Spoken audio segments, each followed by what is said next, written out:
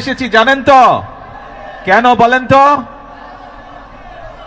কি কেন এসছে বলেন তো ভাই? ওই যে দূরে দাঁড়াচ্ছেন, হ্যাঁ, খাল খননের জন্য। কি নাম খালটার? পাতালি খাল। এই খালটা কিন্তু আজকে যে আমরা পুনর্খননের কাজে হাত দিয়েছে, এই খালটা প্রথম খনন করেছিলেন আজকে থেকে 50 বছর আগে কে? শহীদ রাষ্ট্রপতি জিয়াউর রহমান।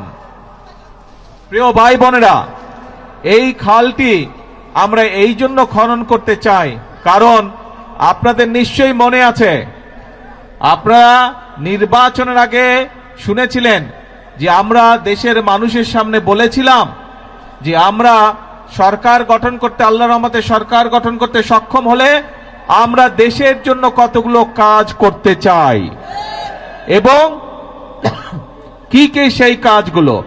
সেই কাজগুলো ছিল আজ যে খাল খনন কর্মসূচি এখানে উদ্বোধন করলাম আমরা।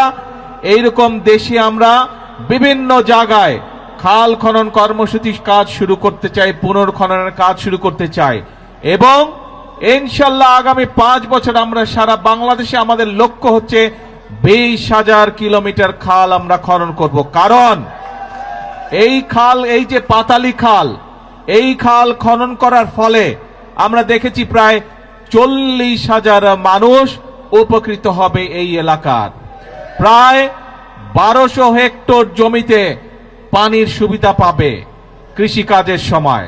প্রায় 1200 মেট্রিক টন খাদ্যশস্য বেশি উৎপন্ন হবে এই এলাকায় এবং সরাসরি প্রায় 8,500 কৃষক ভাই সেই সেচ সুবিধা পাবে এই খাল পুনর্খনন করার মাধ্যমে।